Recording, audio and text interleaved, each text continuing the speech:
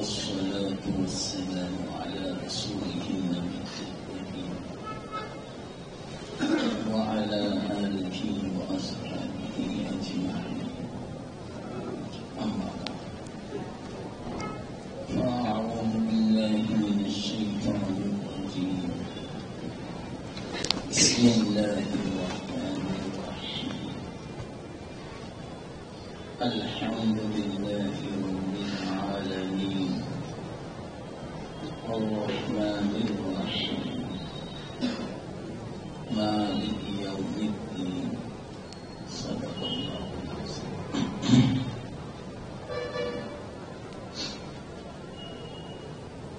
محترم دوستوں،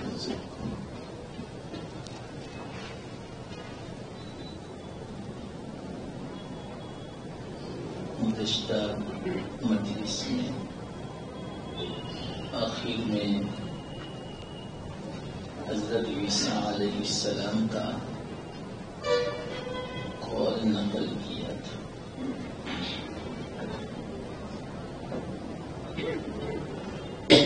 اور وہ بات چلی تھی کہ اصل عافیت ہے.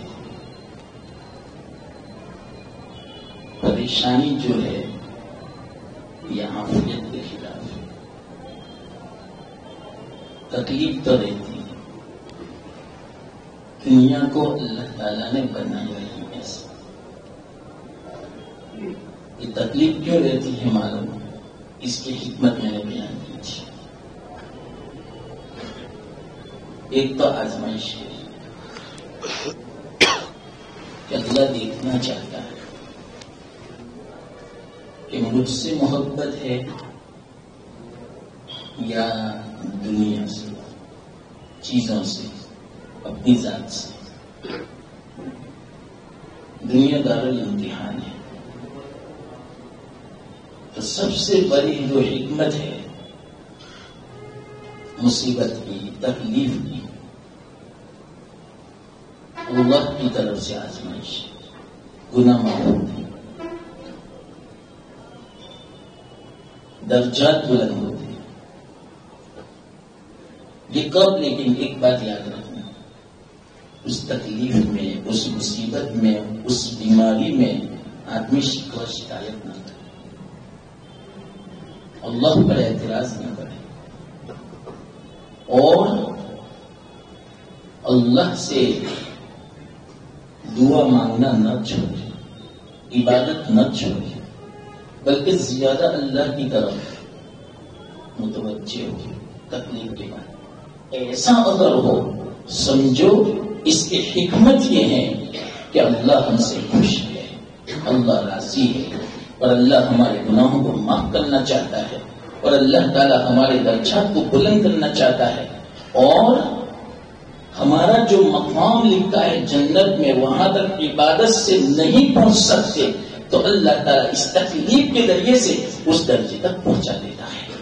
یہ حکمت ہے، بڑی زبردست حکمتیں ہوتی ہیں. اللہ پر بس اعتماد ہو، ایمان ہو. چاہے کوئی بھی تکلیف آ جائے، مالی نقصان کیوں نہ ہو، شکایت نہ ہو. وہ بات میں ابھی سناتا ہوں حضرت عیسیٰ علیہ السلام کی. اس پر ایک واقعہ مجھے یاد آیا، وہ پہلے میں سنا. حضرت شیخ عبد القادر جیلانی رحمۃ اللہ علیہ بہت مالدار تھے، رئیسوں میں تھے. اس زمانے میں جو بادشاہ ہوتا تھا، بعض مرتبہ جو کپڑا بادشاہ نہیں خرید سکتا تھا، شیخ خرید لیتے تھے، استعمال فرمانا.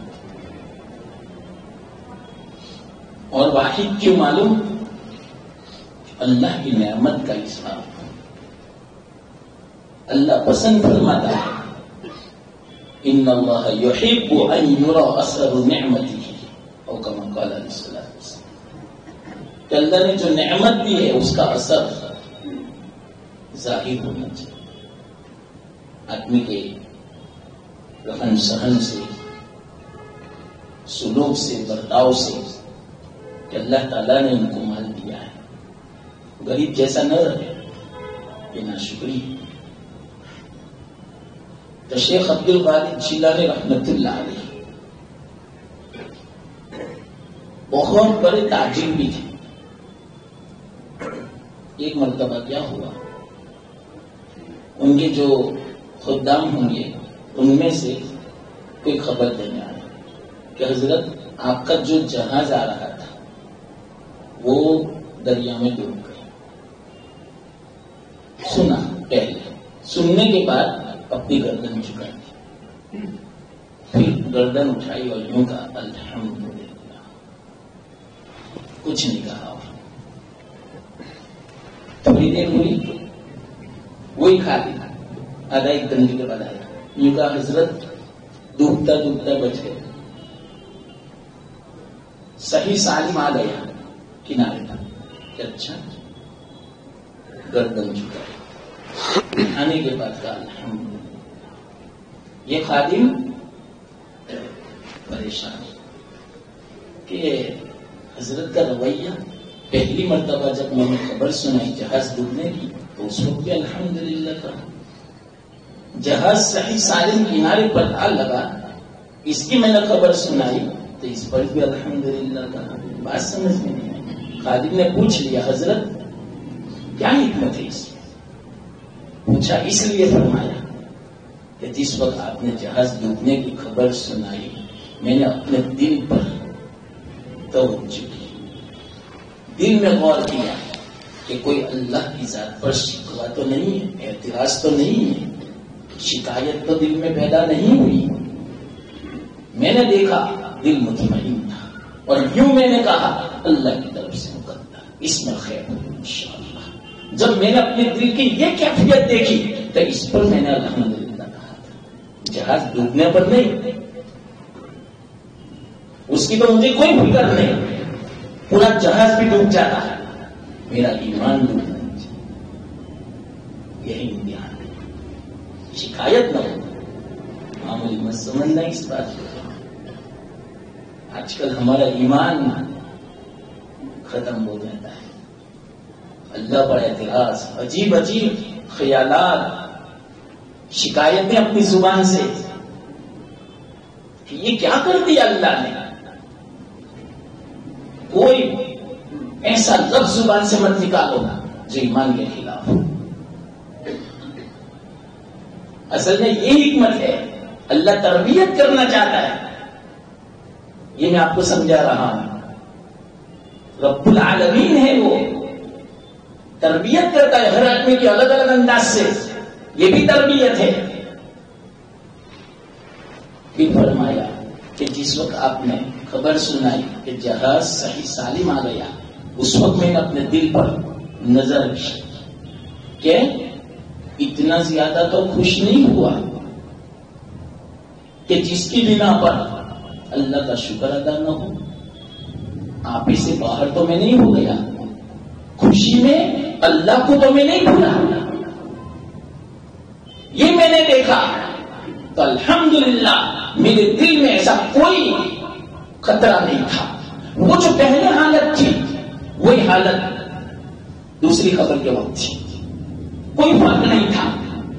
بہت اونچا ایمان ہے. ہم تو ذرا جو نعمتیں آ جا رہے ہیں، پیسوں کی ریلم چھید آ جا رہے ہیں، اللہ کا حکم توڑنا شروع.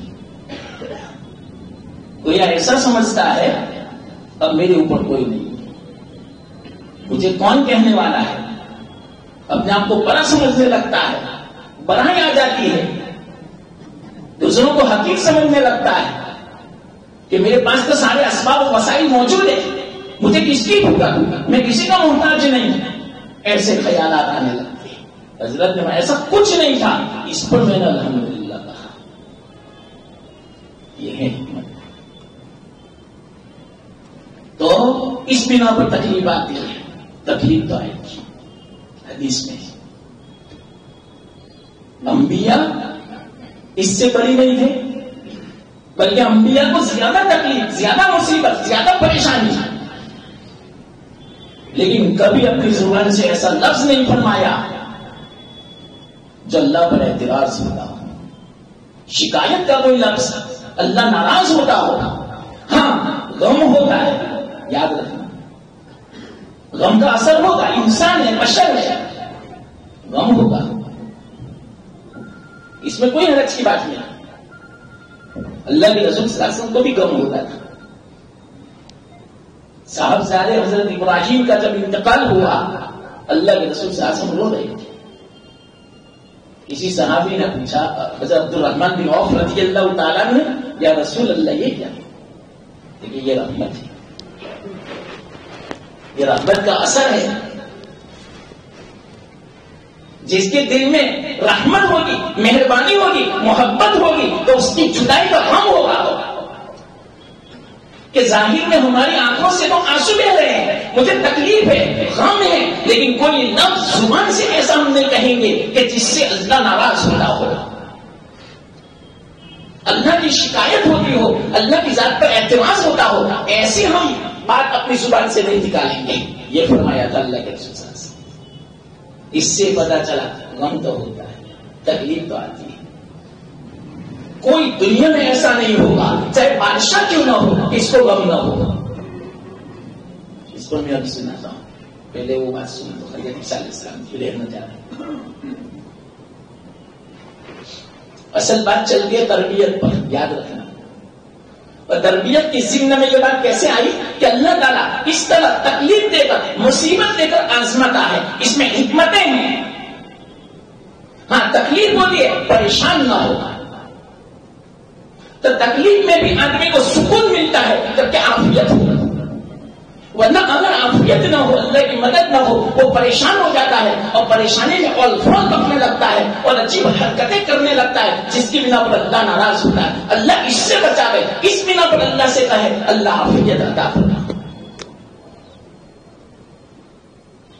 تو وہ جو قول تھا حضرت عیسیٰ علیہ السلام کا، انہوں نے فرمایا تھا کہ دنیا میں دو قسم کے لوگ ہیں،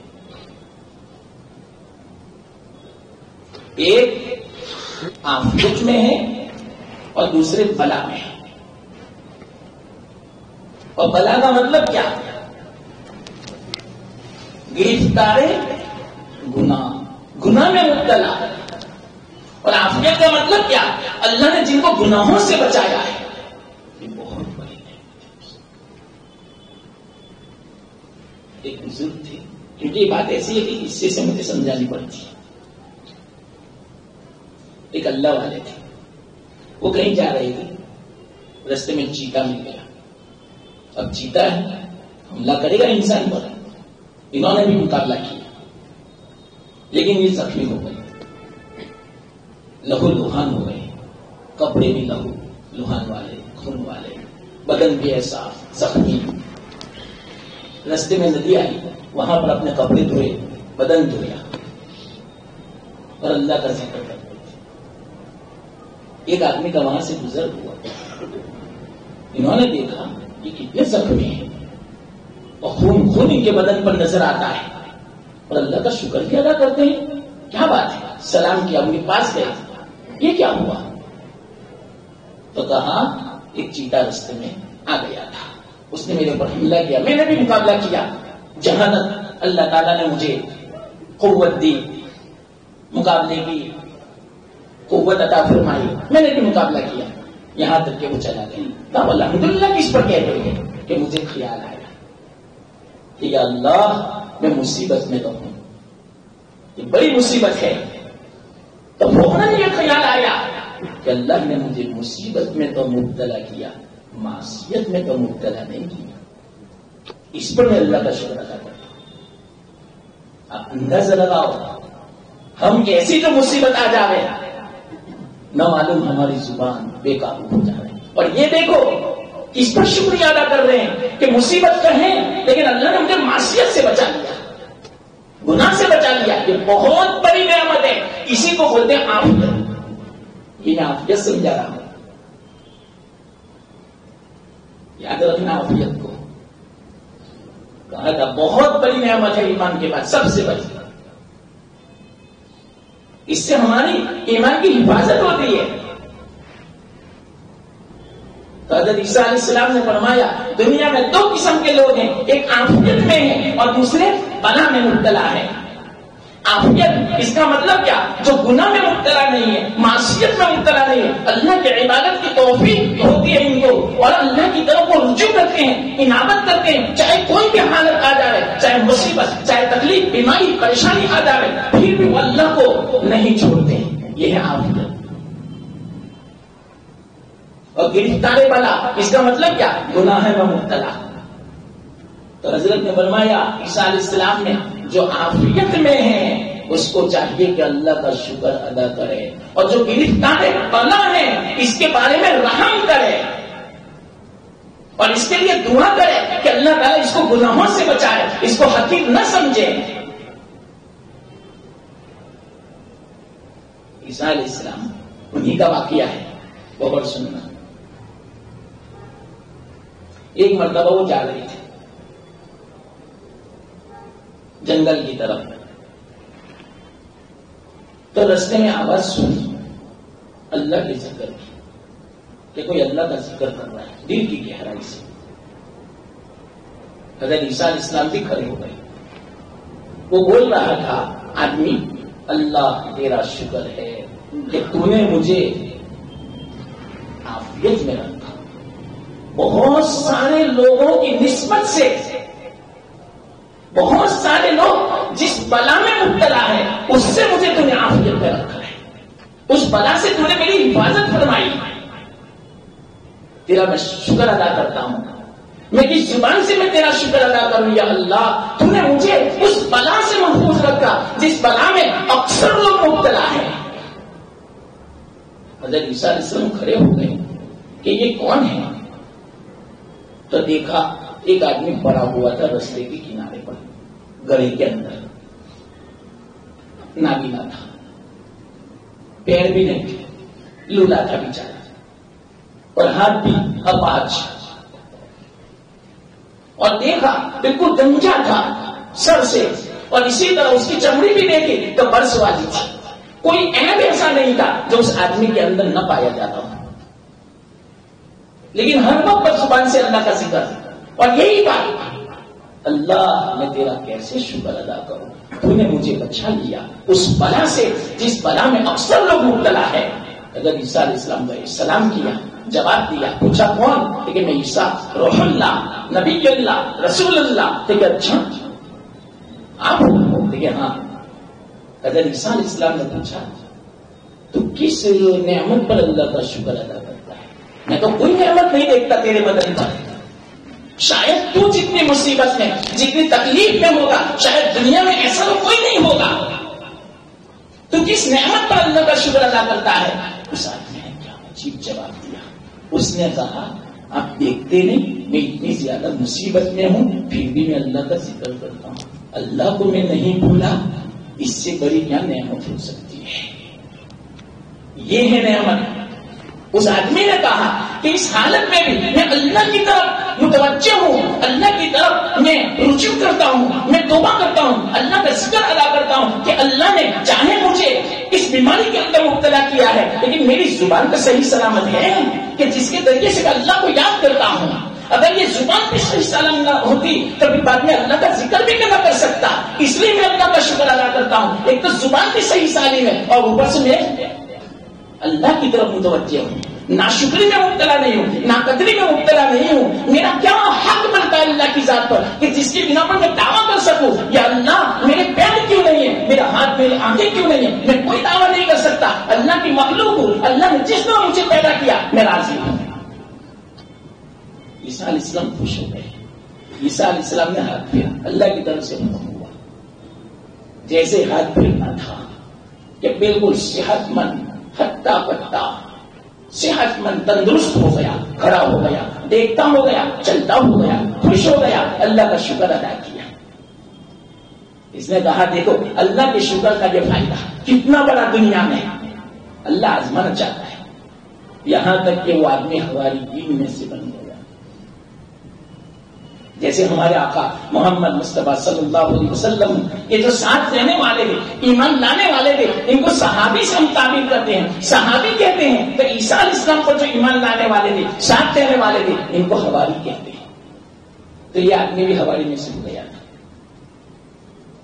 یہ اللہ کا شکر، اس کو بولتے ہیں عافیت۔ دیکھو وہاں بھی یہ لفظ ہے، یہ میں آپ کو سمجھانا چاہتا ہوں، عافیت سمجھانا چاہتا ہوں کہ عافیت کسے کہتے ہیں۔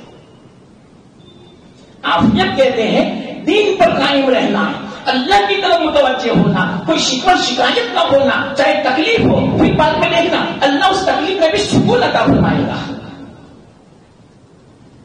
اللہ کے رسول صلی اللہ علیہ وسلم فرماتے ہیں ایک حدیث میں، میری امت کا اگلا حصہ یعنی صحابہ والا دور، اگلا دور عافیت میں ہوگا، اور پچھلا جو دور ہے، پچھلی جو امت ہے وہ آزمائشوں میں ہوگی، بلاؤں میں ہوگی۔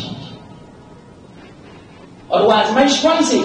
فرمایا میری پچھلی امت، بعد میں آنے والی امت دنیا کی محبت میں مبتلا ہو جائے گی، مادہ پرستی میں مبتلا ہو جائے گی، آزمائش میں مبتلا ہو جائے گی، گناہوں میں مبتلا ہو جائے گی۔ میری اگلی امت عافیت میں ہوگی، یعنی عافیت کا مطلب کیا؟ دین کے اعتبار سے عافیت۔ ہم عافیت جو سمجھتے ہیں نا کہ کوئی تکلیف نہ ہو، پیسہ بھی بہت وافر مقدار میں ہو، ہر قسم کی نعمت مہیا ہو، مکان بھی بہترین ہو، ہاں یہ بھی عافیت پہ داخل ہے، لیکن سب سے بڑی عافیت یہ ہے کہ دین پر قائم رہنا، یہ ہے سب سے بڑی عافیت۔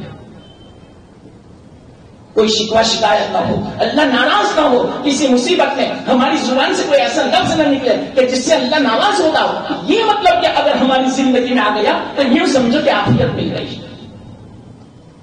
ورنہ صحابہ ان کی زندگی دیکھو کیسی تھی، کیسی تکلیف والی، کتنی پریشانی والی، کتنی فقر و فاقہ والی۔ مکان ڈھنگ کا نہیں تھا، کپڑے بھی نہیں تھے اتنے، ایک جو، اور وہ بھی لگتے کہ پورے کپڑے نہیں، کھانا بھی میسر نہیں تھا، پھر بھی اس کے باوجود اللہ کے رسول صلی اللہ علیہ وسلم نے فرمایا میری اگلی امت عافیت میں ہوگی، یعنی صحابہ۔ عافیت کا مطلب کیا؟ دین پر ہوگی۔ تو دین پر ہونا یہ سب سے بڑی عافیت ہے۔ ہاں کبھی تکلیف آ گئی تو انشاءاللہ شکایت نہیں ہوگی، اگر عافیت ہے تو غم نہ ہوگا۔ دنیا میں کوئی ایسا نہیں جو بے غم نہ ہو، ہر ایک کو تکلیف۔ میں نے کہا حدیث میں اشد البلا الانبیاء ثم الامثل فالامثل، او کما قال علیہ الصلوۃ والسلام۔ تو اللہ تعالیٰ سے عافیت مانگے، سب سے بڑی نعمت ہے۔ اللہ کے رسول صلی اللہ علیہ وسلم پابندی سے عافیت کی دعا مانگتے ہیں، اللہم انی اسألک تمام العافیہ واسألک دوام العافیہ واسألک الشکر علی العافیہ۔ یا اللہ میں تجھ سے مکمل پوری عافیت کا سوال کرتا ہوں، اور وہ عافیت ہمیشہ باقی رہے یا اللہ، اور اس عافیت پر میں تیرا شکر ادا کروں یا اللہ، اس کی میں توفیق مانگتا ہوں تجھ سے۔ یہ معنی اس دعا کا۔ اور ایک دعا تو اللہ کے رسول صلی اللہ علیہ وسلم پابندی سے صبح شام مانگتے تھے، اللہم انی اسألک العفو والعافیہ فی الدنیا والآخرہ الی آخرہ۔ لمبی دعا ہے تھوڑی، پابندی سے اللہ کے رسول صلی اللہ علیہ وسلم دعا مانگتے تھے۔ حالانکہ اللہ کے رسول صلی اللہ علیہ وسلم کی ذات پر کتنی مصیبتیں آئی، کتنی تکلیفیں آئی، لیکن کبھی شکایت نہیں، درجات کو بلند کرنے کے لیے۔ تو جو تکلیف ہوتی ہے اس میں حکمت یہ ہوتی ہے کہ اللہ تعالیٰ آزمانا چاہتا ہے، اللہ تعالیٰ ان کے درجات کو بلند کرنا چاہتا ہے، یہ حکمت ہے۔ اللہ گناہوں کو معاف فرمانا چاہتا ہے، یا 5 مرتبہ ہماری وہ عبادت جو ہونی چاہیے اللہ کے حضور کے مطابق، اللہ کی شان کے مطابق، وہ ہم سے نہیں ہوتی تو اللہ تعالیٰ کسی معمولی تکلیف کے اندر جو مبتلا فرما دیتا ہے، اس سے برابری ہو جاتی ہے، اللہ تعالیٰ اس کی تلافی فرما دیتے ہیں۔ یہ حکمت ہے۔ تو اکثر جو اللہ کی جو حکمت ہے ہر آدمی کے ساتھ اکثر تکلیف کی ہے۔ گزشتہ میں نے کہا تھا ایک مرتبہ ایک آدمی، ان کی ملاقات ہو گئی حضرت خضر علیہ السلام سے۔ غور سننا، طویل واقعہ ہے، میں مختصر سمجھاؤں۔ ملاقات جب ہوئی تو انہوں نے کہا کہ آپ تو حضرت خضر ہو، آپ کی تو دعا اللہ قبول فرماتے ہیں، تو میرے لیے دعا کرو کہ میرے اوپر سے سارا غم دور ہو جائے، کوئی تکلیف نہ آئے۔ حضرت خضر مسکرائے، فرمایا یہ تو ناممکن ہے، دنیا میں تو غم رہے گا، دنیا میں تو تکلیف رہے گی، کوئی ایسا نہیں ہے دنیا میں جو بے غم ہو۔ نبی جو آئے ان پر بھی تو تکلیف آئی، میں کیسے آپ کے لیے دعا کر سکتا ہوں؟ یہ تو تقدیر کی بات ہے، مقدر کی بات ہے، اور یہ تقدیر کو کوئی نہیں بدل سکتا۔ اس طرح کی دعا کرنا میرے لیے بے فائدہ ہے۔ حضرت خضر علیہ السلام، اصل میں ان کا نام تھا حضرت بلیہ بن منقان، لیکن خضر کیوں فرماتے ہیں؟ اس کا معنی سرسبز، شاداب ہونا، ہریالہ ہونا، کیونکہ وہ جہاں بھی چلتے تھے، جہاں بھی نماز پڑھتے تھے، آس پاس کا ایریا پورا شاداب ہو جاتا تھا، سرسبز ہو جاتا تھا، گھاس نکل آتا تھا، ہریالی ہو جاتی تھی، چاہے ریگستان کیوں نہ ہو، چاہے وہ ریتیلا علاقہ کیوں نہ ہو، وہ بھی سرسبز ہو جاتا تھا۔ اس بنا پہ ان کا لقب پڑ گیا خضر۔ پر اللہ تعالیٰ نے عجیب نماز دی۔ حضرت نوح علیہ السلام کے زمانے کے لوگ آدمی تھے، حضرت خضر علیہ السلام اکثر علماء فرماتے ہیں اور صوفیہ تو فرماتے ہیں، اہل معرفت، اہل طریقت، یہ تو سب فرماتے ہیں کہ اللہ تعالیٰ نے ان کو حیات جاویدانی عطا فرمائی ہے۔ بعض علماء ایسے ہیں جو یوں فرماتے ہیں کہ نہ، وہ وفات پا چکے، ہاں طویل عمر ان کو ملی ہے، وفات پا چکے ہیں، لیکن وہ جب چاہتے ہیں اللہ تعالیٰ ان کی روح کو شکل عطا فرماتے ہیں اور وہ بھٹکے ہوں کی مدد کے لیے تشریف لاتے ہیں۔ ہاں یہ تو سب کا اتفاق ہے اس بات کا، سارے علماء، لیکن اکثر علماء، جمہور علماء یوں فرماتے حضرت خضر علیہ السلام زندہ ہے، ابھی بھی حیات ہے، کبھی کبھار ملاقات ہو جاتی ہے کسی نہ کسی کی، اللہ والوں کی۔ کتنے واقعات ہیں، اگر میں وہ واقعات آپ کو میں بیان کروں کئی مجلس سے چاہیے۔ حضرت خضر علیہ السلام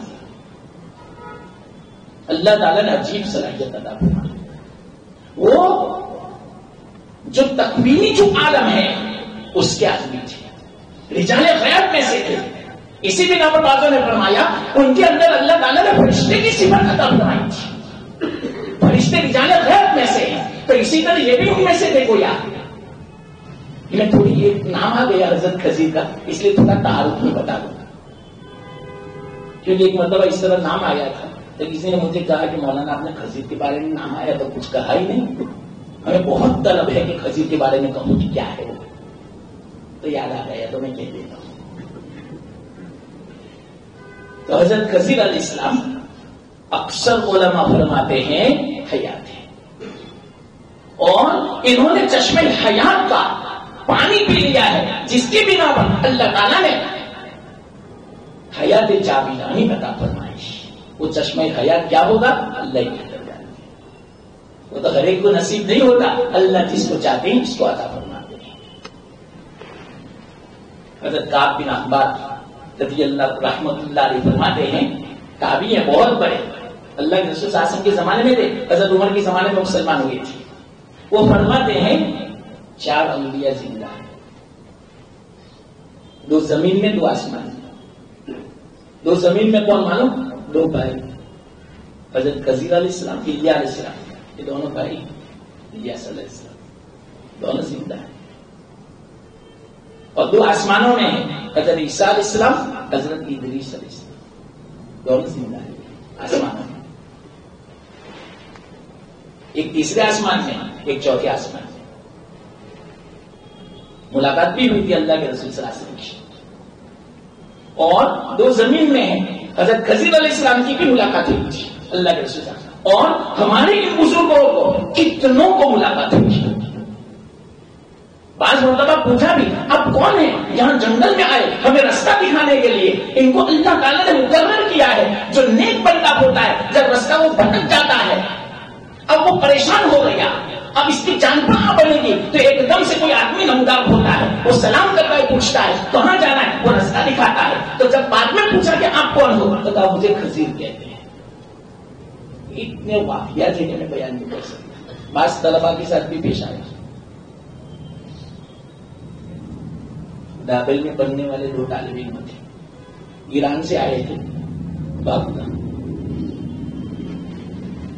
کب ابھی ہندوستان آزاد نہیں ہوا تھا, اس وقت کی میں بات کرتا ہوں, انگریز کے زمانے کی. تو وہاں سے جو بلری راستہ ہے خوشبو والا, وہاں سے آ رہے تھے, جنگل میں راستہ بدل گئے.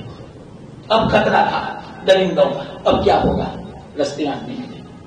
کہا کہاں جانا ہے؟ لیکن ہمیں ہندوستان جانا ہے, وہاں پر پڑھنے کے لیے. تو پورا راستہ بتایا ہندوستان آنے کا. کچھ آپ ہوا نہیں, لیکن میں کھسی طلبا کو ملا کر بالکل صحیح واقعہ. طلبا نے خود یہاں پر گواہی دی کہ ہمیں تو خزین نے راستہ بتایا. ایسے تو بزرگوں کے بہت واقعات ہیں. حضرت ابراہیم بن آدم کے پاس بھی آئے تھے, ایسے کتنے بزرگوں کے پاس آئے تھے.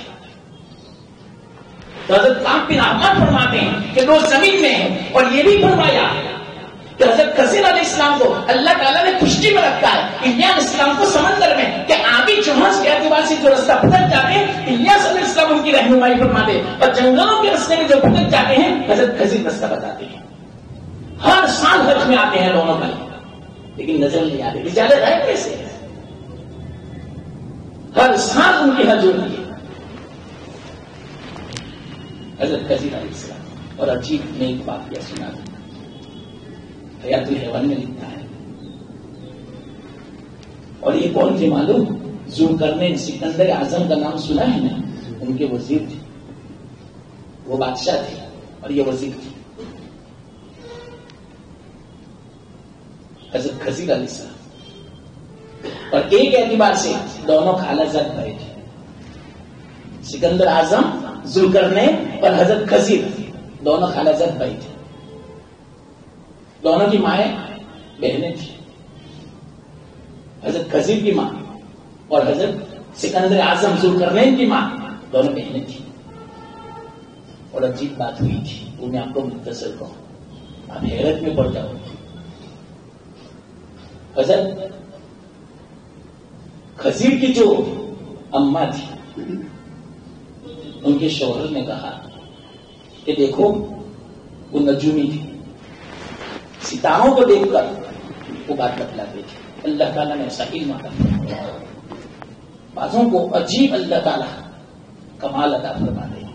وہ ستاروں کو دیکھ کر وہ کہہ دیتے تھے کہ کیا ہونے والا ہے واقعہ, اور ایسا ہوتا ہے. ستاروں کی تاثیر رکھی اللہ تعالیٰ نے. عجیب اللہ, اصل تو اللہ ہی کرنے والا ہے, لیکن اس کو ایک سبب کے طور پر اللہ تعالیٰ نے بتایا. پہلے زمانے میں اللہ کے رسول صلی اللہ علیہ وسلم کے زمانے میں ایسے نجومی تھے کہ ستارے کو دیکھ کر فرما دیتے تھے. اتنے واقعات حدیث میں تھے. مثال کے طور پر جس وقت ستارہ طلوع ہوا, ایک نجومی نے کہا میں صحیح کہتا ہوں 100% اللہ پر بھروسہ کر کے یہ جو آخری نبی پیدا ہونے والے پیدا ہو گئے, کیونکہ یہ ستارہ ابھی نمودار ہوا. یہ ستارہ آخری جو نبی پیدا ہونے والا ہے اسی وقت یہ طلوع ہونے والا تھا. میں یقین کے ساتھ کہہ رہا ہوں, جب دیکھنا ہوگا. تو بعض آدمی آئے مکہ اور واقعات اسی وقت مطلب کہ پیدا ہوئے تھے جس وقت وہ ستارہ طلوع ہوا تھا. صحیح بات نہیں. اور کیسے تھے معلوم؟ ستاروں کو دیکھ کر وہ کہہ دیتے تھے کہ وہ جو آخری نبی محمد ہے وہ ابھی کہاں ہے. 8-9 سال کی عمر تھی, اللہ کے رسول صلی اللہ علیہ وسلم نے بصرہ کا سفر کیا تھا. جب سفر کیا تو روم میں جو نجومی تھی اس نے یوں کہا کہ آخری جو نبی ہونے والے وہ بصرہ شام کے علاقے میں آئے, ابھی بھی اچھا موقع ہے آخری نبی کو قتل کرنے کا, موت کے گھاٹ اتار دو ورنہ یہ جو سلطنت ہے ان کے قبضے میں آ جائے گی. ابھی بھی اچھا موقع ہے کہ وہ شام ہمارے علاقے میں آئے ہیں, کیونکہ وہ روم کے ماتحت میں تھا اس وقت. تو فوراً 2-3 ہٹے کٹے سپاہیوں کو بھیجا, اور کیا کہا نجومی نے, ابھی وہ کہاں ہوں گے معلوم؟ جاؤ میں آپ کو پتہ بتاتا ہوں. جیسا پتہ بتایا وہی پہنچے. وہ ہیرا راہب کے پاس کہ وہاں ہوگا وہ قافلہ ہوگا کہ جس میں آخری جو نبی ہونے والے محمد وہ بھی ہوں گے. قتل کر دینا یا ان کو زندہ اٹھا کے ہمارے پاس پھر آنا. وہ آئے ہٹے کرتے.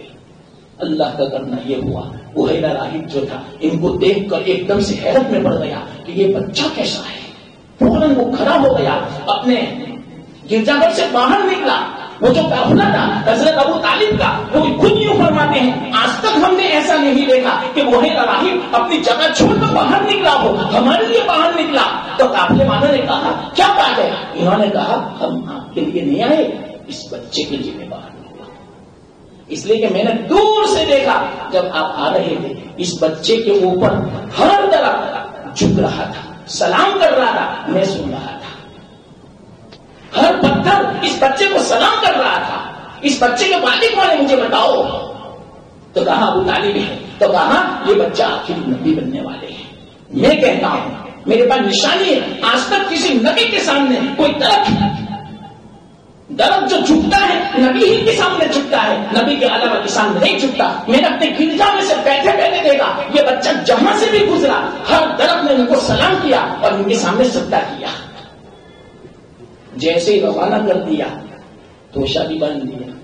یہ بھی حدیث میں آتا ہے کیا کیا کھانا باندھا تھا، کیک جو کیک آتا ہے وہ بھی دیا تھا اللہ کے رسول صلی اللہ علیہ وسلم کو. پورا رستہ کھانا کھا سکے اتنا توشہ باندھ دیا تھا اور ان کا جلدی سے یہاں سے روانہ کرو ورنہ یہ روم کے جو دشمن ہیں ان کو زندہ نہیں چھوڑیں گے. ابھی روانہ کیا تھا، ایک منزل پہنچے ہوں گے کہ دشمن آئے تو کہا کہ کوئی قافلہ آیا ہے یہاں مکہ سے قریش کا کہ جس میں آخری نبی ہے محمد، لیکن اب کوئی نہیں ہے. یوں سمجھو ایک گھنٹہ آگے پیچھے ہوتی بس، ورنہ زندہ نہ چھوڑتے. وہ تو اللہ کی طرف سے نظام تھا. لیکن اب میں یوں کہنا چاہتا ہوں کہ اس زمانے کے نجومی کیسے تھے. اللہ کے رسول جہاں سفر کرتے تھے وہ بھی ان کو پتا چل جاتا تھا.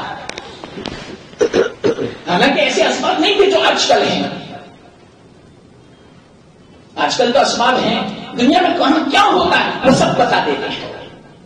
اللہ تعالیٰ نے ایسے اسباب انسانوں کو عقل عطا فرمائی، پیدا فرمائے، لیکن اس زمانے میں کوئی اسباب ستارے کو دیکھ کر وہ کہہ دیتے تھے. تو ان کے جو ابا تھے ابھی تو خضر پیدا نہیں ہوئے تھے. انہوں نے کہا اپنی بیوی سے روزانہ باہر سوتے تھے چھت پر.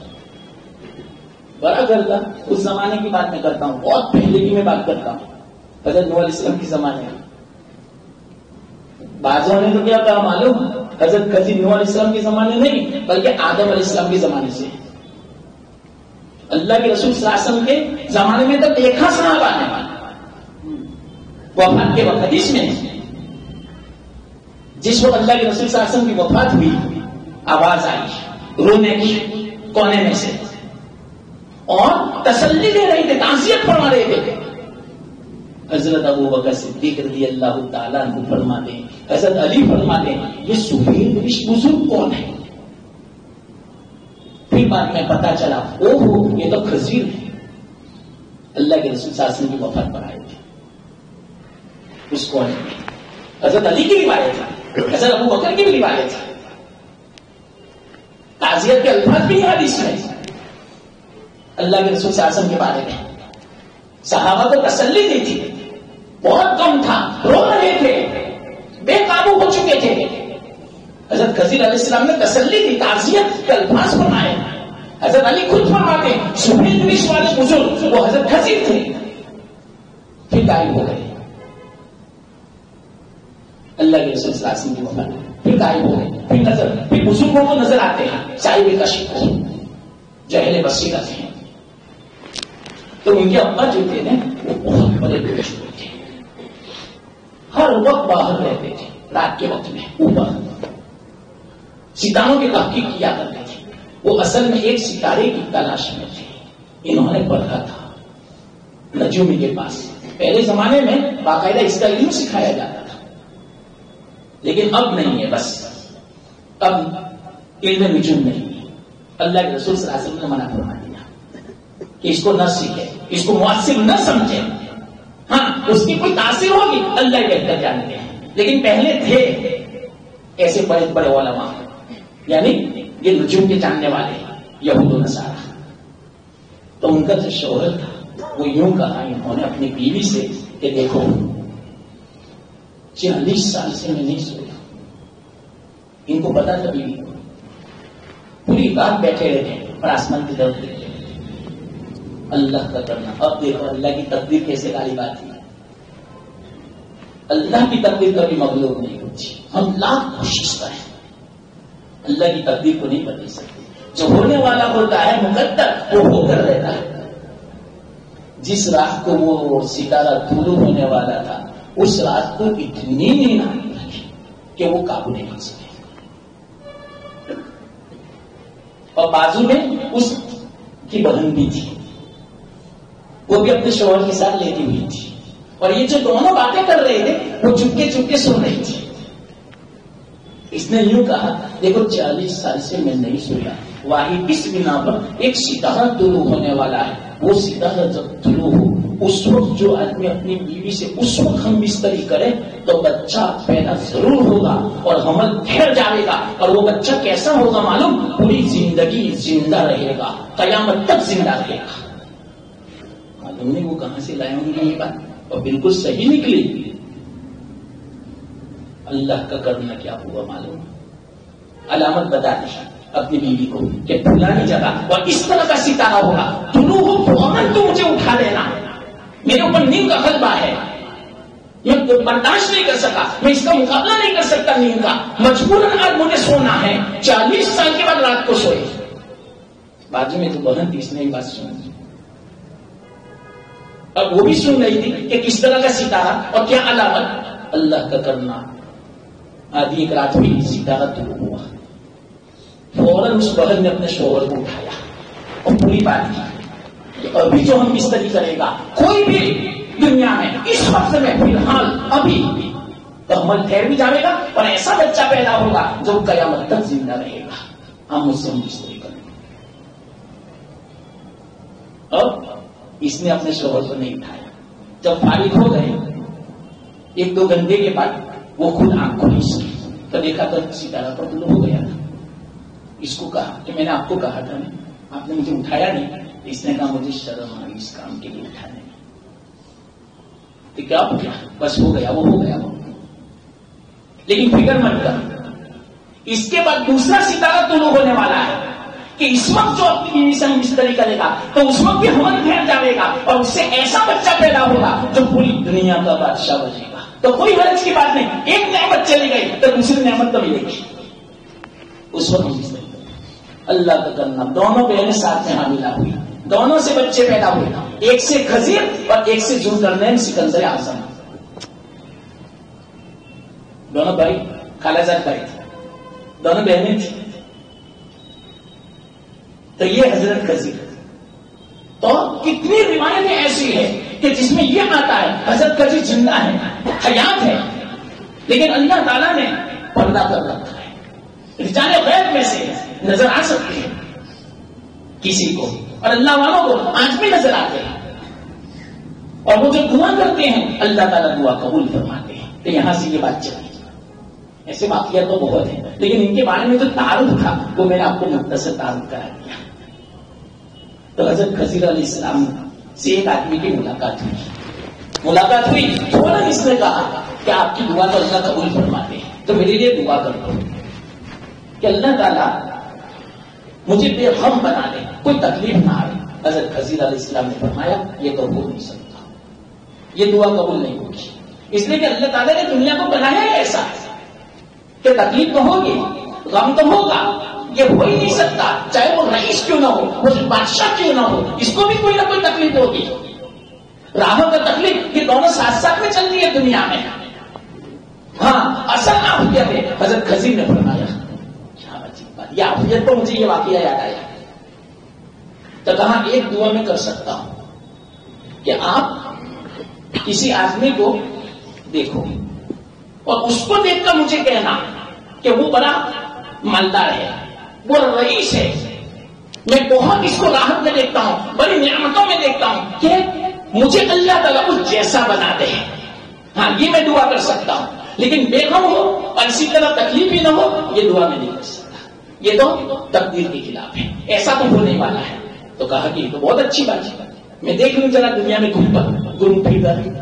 تب وہ گھومنے لگا. ایک آدمی کو دیکھا بڑا مالدار ہے, بڑا اچھا مکان ہے, پھر ایک دم سے دیکھا کہ میں اور بھی گھوموں، اور بھی میں مکان دیکھوں، اور بھی لوگوں سے میں ملوں، ملتا رہا، چند مہینے ہو گئے، آخر میں جو سب سے آخر میں ایک آدمی کو دیکھا کہ بہت مالدار ہے، بہت بڑا بنگلہ ہے، بہت بڑی دکان ہے، کس سونے کی، جوہری تھا، اور خدام بھی بہت ہے اس کے، اور اسی طرح اس کے اوزار بھی دیکھو تو چاند کو شرمانے ہوئے اتنے خوبصورت گلاب کے پھول کی طرح، اور بڑا عیش کے اندر تھا۔ اس نے دیکھا کہ اس سے زیادہ کوئی آپ راحت میں نہیں ہے، اس سے زیادہ کوئی نعمت میں نہیں ہے، تو میں حضرت خضر سے نہیں کہوں کہ جیسا مجھے بننا ہے ایسی مجھے دعا کرا۔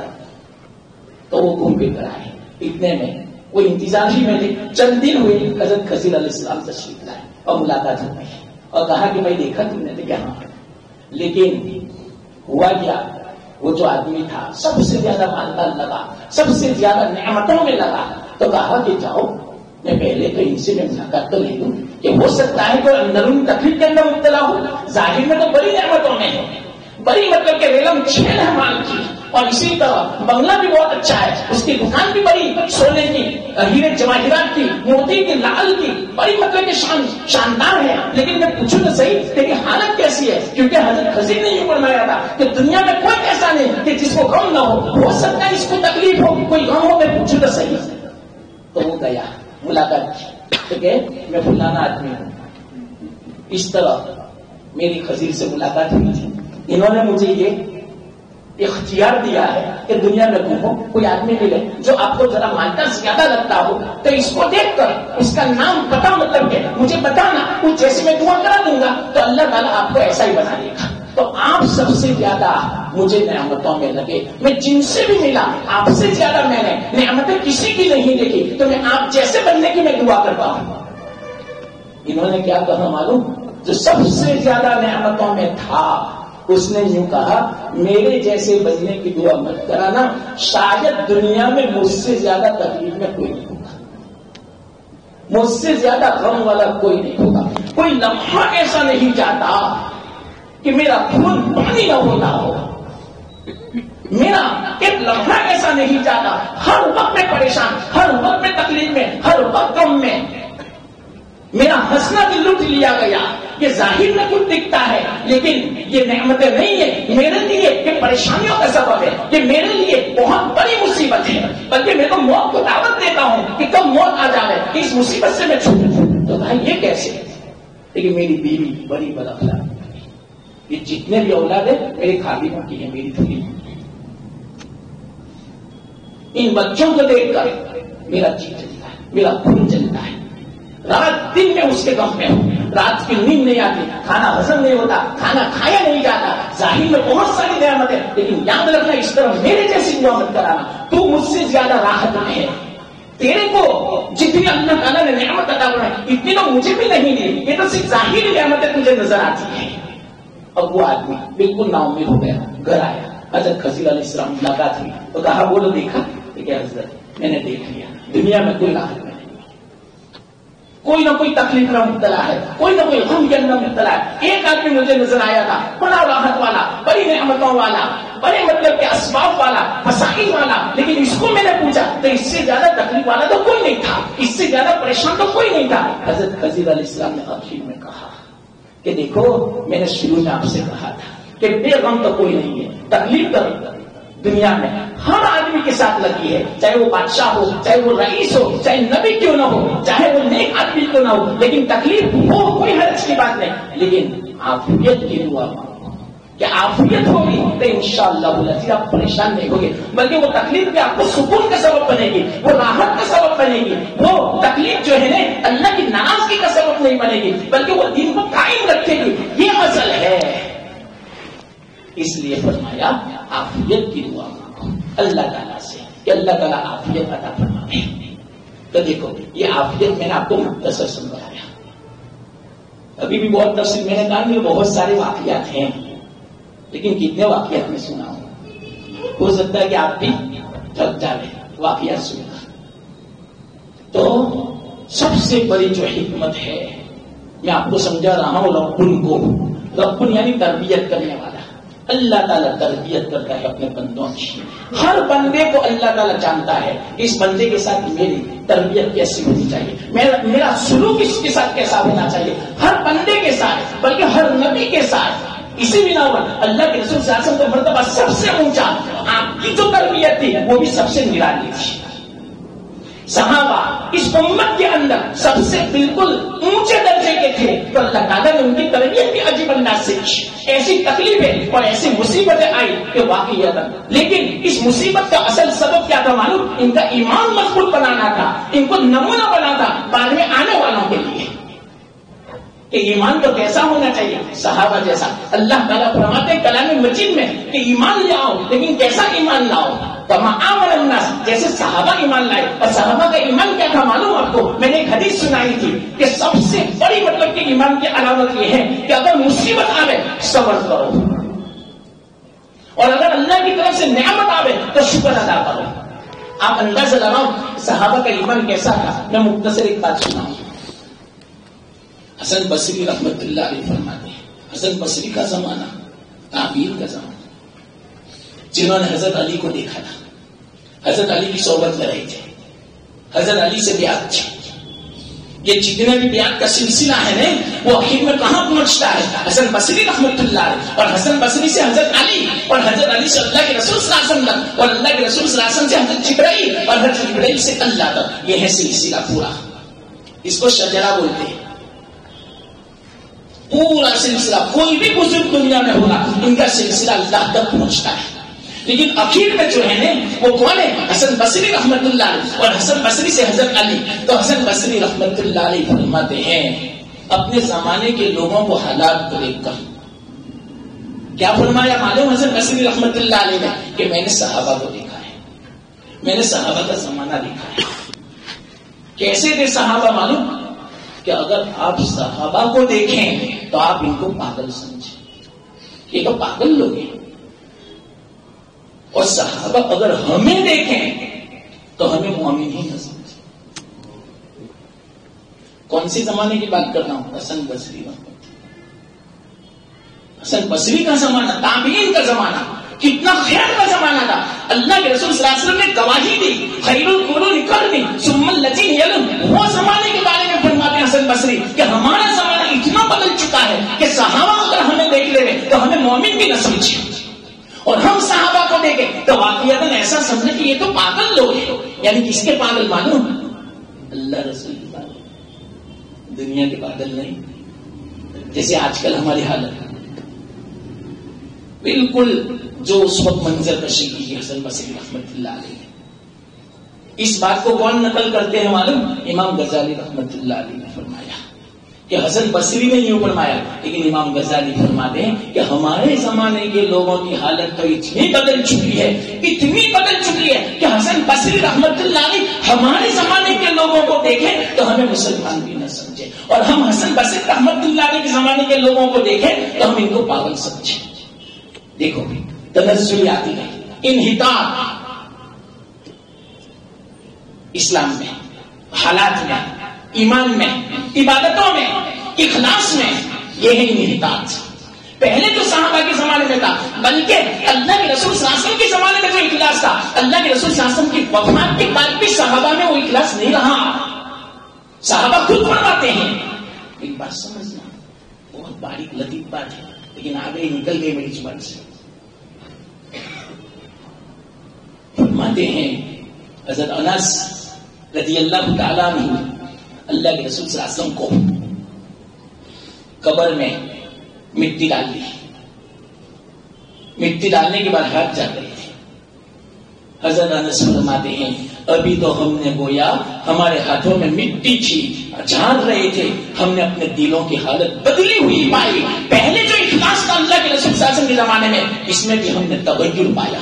وہ اخلاص نہیں رہا کامل جو اللہ کے رسول صلی اللہ علیہ وسلم کے زمانے میں تھا. وہ برکتیں ہم نے جو اللہ کے رسول صلی اللہ علیہ وسلم کے زمانے میں دیکھی تھی ان برکتوں میں کمی محسوس ہوئی. وہ رحمتیں جو اللہ کے رسول صلی اللہ علیہ وسلم کے زمانے میں ہم نے جو دیکھی تھی، جو سکینت نازل ہوتی ہوئی ہم نے دیکھی تھی، اس میں کمی پائی.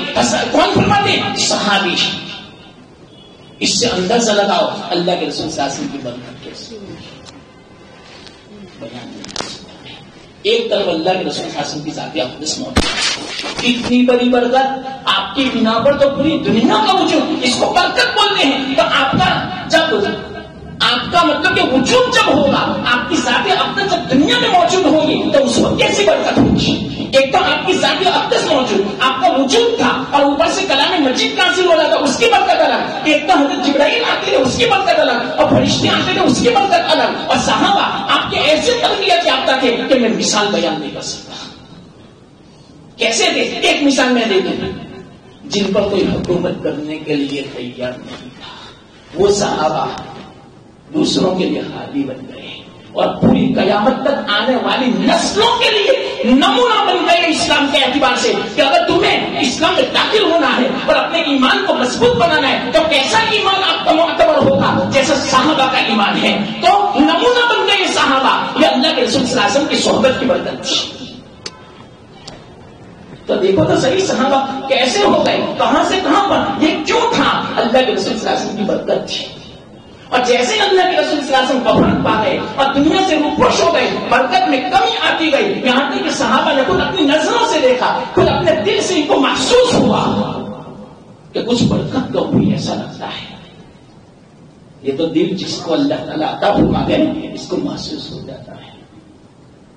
عجیب رحمتیں ہوتی ہے، عجیب سکون محسوس ہوتا ہے، عجیب دل کی کیفیت ہوتی ہے. اس کو بولتے ہیں رحمت اور نور، اور اس کو بولتے ہیں برکت ہے.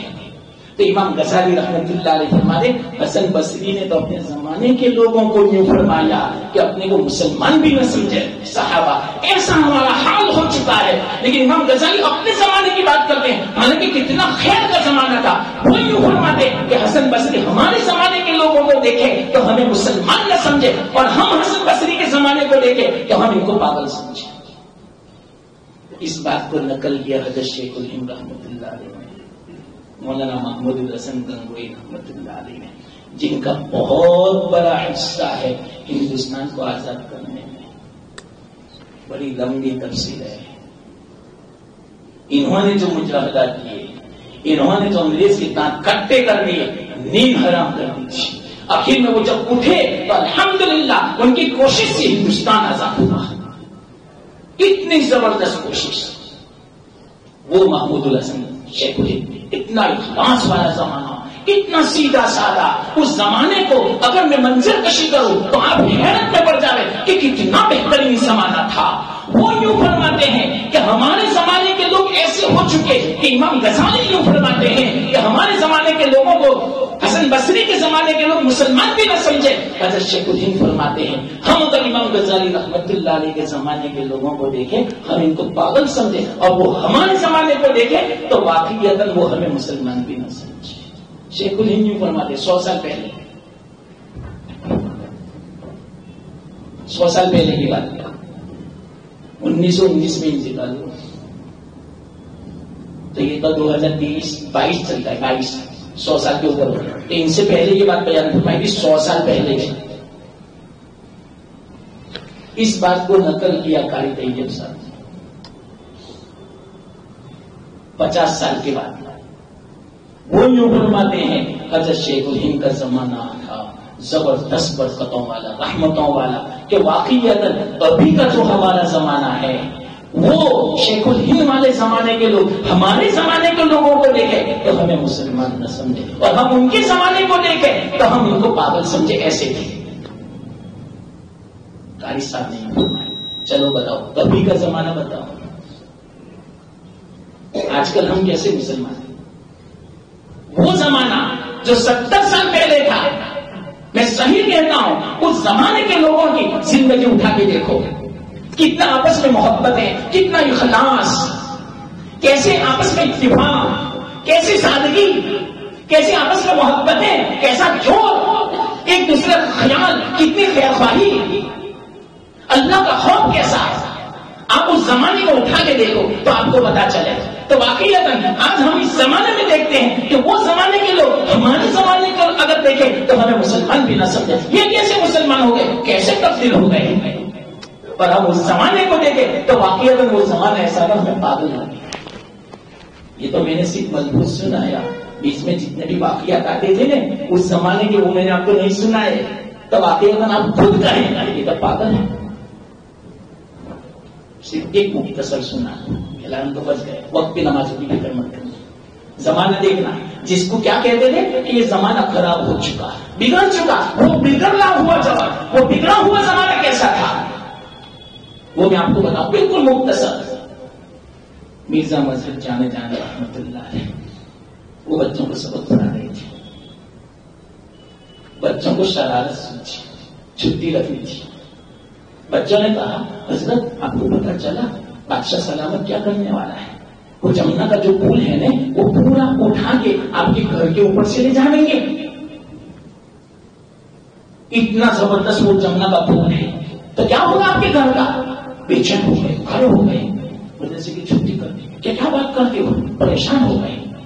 فوراً بادشاہ کے پاس گئے. کیوں؟ بادشاہ ان کا شاگرد اورنگزیب ان کا شاگرد تھا, ان کے پاس پڑھا تھا. ان کی بھی عجیب بات یاد ہے جب پڑھا تھا تو کیا ہوا تھا یہ تو سب میں چھوڑ دیتا ہوں, صرف اصل بات میں سمجھانا چاہتا ہوں. تو کیا فرمایا کہ میں نے سنا کہ آپ جمنا کا پل اٹھا کے ادھر لے جانے والے ہو تو میرا گھر بھی نیچے آئے گا تو دب جائے گا اور کتنے لوگ مر جائیں گے, کتنے گھروں کو توڑنا پڑے گا. میں ایسا سنا تو بادشاہ پہلے تو سر کے ہاتھ رکھ کے اتنا ہنسا کہ آپ کیا بات کرتے ہو, آپ کتنے بولے ہو, آپ کو اتنا بھی پتا نہیں ہے کہ پورا پل کیسے اٹھا سکتے ہیں. پل کو کوئی نہیں اٹھا سکتا اور اٹھا کے ادھر لے جانا لیکن نہیں کیسی بات کرتے ہو, یہ ہو نہیں سکتا. بغور سننا کیا کہا جملہ, زمانہ دیکھو. میں زمانہ سمجھانا چاہتا ہوں وہ زمانہ کیسا تھا. مرزا صاحب نے فرمایا پہلے تو بادشاہ نے کہا یہ ہو سکتا ہے کہ جمنا کا پل اٹھا کے ادھر کریں, یہ کوئی نہیں کر سکتا, اس کو کوئی نہیں اٹھا سکتا. تو کیا کہا مرزا صاحب نے, جمنا کا پل اٹھا کے دوسری جگہ منتقل ہو سکتا ہے, اس کو تو میں مان سکتا ہوں, لیکن جن بچوں نے مجھے کہا یہ جو خبر مجھے سنائی وہ مسلمان بچے تھے, مسلمان بچے جھوٹ بولے, یہ ہو نہیں سکتا. وہ اپنی جگہ سے دوسری جگہ منتقل ہو سکتا ہے لیکن مسلمان کا بچہ جھوٹ نہیں بول سکتا. یہ وہ زمانہ تھا, اتنا بھروسہ تھا, اتنے بھولے والے لوگ تھے, اتنا اخلاص والا زمانہ تھا کہ کوئی مسلمان جھوٹ نہیں بولتا تھا اس میں. اور آج کل چلو مجھے ایک ایسا بتاؤ کہ 100% سچ بولتا ہوں. تو اس زمانے کے لوگ اگر ہمیں دیکھیں تو واقعی ہمیں مسلمان کیسے سمجھے, اور اس زمانے کو ہم دیکھیں تو ہم ان کو پاگل سمجھے, ہم ان پر ہنسے کہ یہ کیسے مرزا صاحب اتنے بڑے عالم, اتنے بڑے علامہ, بڑے بڑے مطلب کے بادشاہوں کے یہ استاذ, اور ان کی بات ایسی, ان کی عقل ایسی, ہم پاگل سمجھتے ہیں لیکن پاگل نہیں تھے.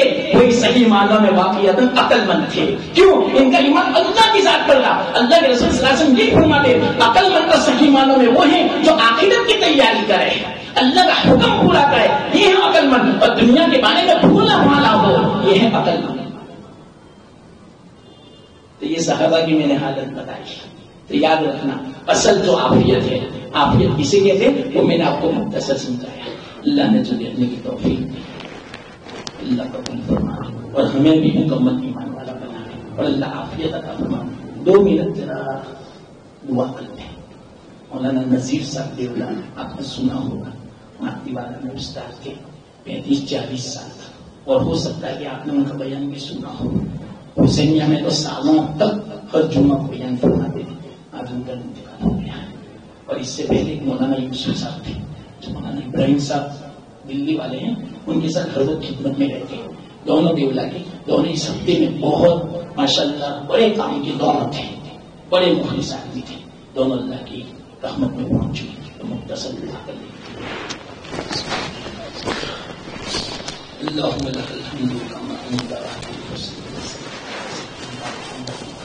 اهل وافعل بنا ما انت اهل فانك اهل التقوى واهل المغفره رب اغفر وارحم وانت خير الراحمين ربنا اغفر لي ولوالدي وللمؤمنين يوم يقوم الحساب اللهم اغفر لحينا وميتنا وشاهدنا وغائبنا وصغيرنا وكبيرنا وذكرنا وانثانا اللهم من احييته منا فاحيه على الاسلام ومن توفيته منا فتوفه على الايمان اللهم اغفر لهم وارحمهم وسكنهم في الجنه اللهم اجعل قبرهم روضه من رياض الجنه. یا اللہ پوری امت کی مغفرت یا اللہ ہم یہاں جو بیٹھے ہیں ان کے بھی متعلقین رشتے دار والدین کوئی نہ کوئی بھائی بہن یا اللہ تیری رحمت میں آئے ہیں ان سب کی بھی مغفرت فرما یا اللہ جتنے علماء آپ کی رحمت میں آئے سب کے حال پر رحم فرما سب کی مغفرت فرما اور آج یا اللہ ہمارے جو بڑے مولانا نذیر صاحب اور ان سے پہلے مولانا یوسف صاحب اور ان سے پہلے حضرت مفتی ابراہیم صاحب اچھوی یا اللہ بڑے بڑے علماء آپ کی رحمت کو پیارے ہو چکے یا اللہ سب کی مغفرت فرما سب کے حال پر رحم فرما سب کی خدمتوں کو قبول فرما سب کی سیاحت کو حسنات میں مبدل فرما یا اللہ انہوں نے جو خدمت کی ان کے لیے سچی جاریہ بنا دے ان کی قبروں کو نور سے منور فرما دے یا اللہ ان کی قبروں کو یا اللہ جنت کا باغ بنا دے یا اللہ ان کے حال پر رحم کا کرم کا فضل کا عافیت کا معاملہ فرما ان کے یا اللہ قبر کے سوالات کے جوابات آسان فرما دے یا اللہ ضرور ان کے حال پر آسانی کا معاملہ فرما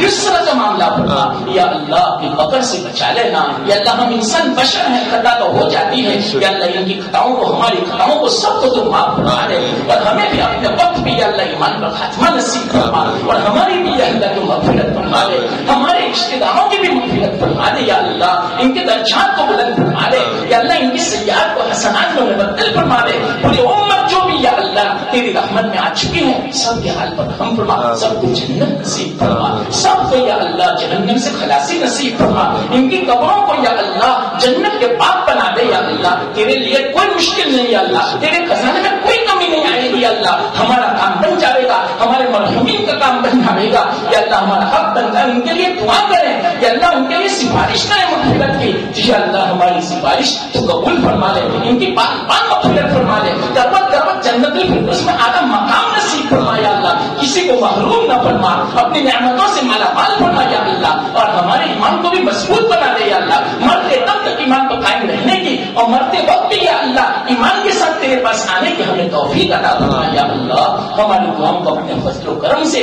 کبھی بھی پاک صلی اللہ علیہ وسلم کے صدقے میں قبول فرما ربنا تقبل منا انك انت السميع العليم وتب علينا انك انت التواب الرحيم وصلى الله تعالى على خير خلقه محمد وعلى اله واصحابه اجمعين وسلم تسليما برحمتك يا رب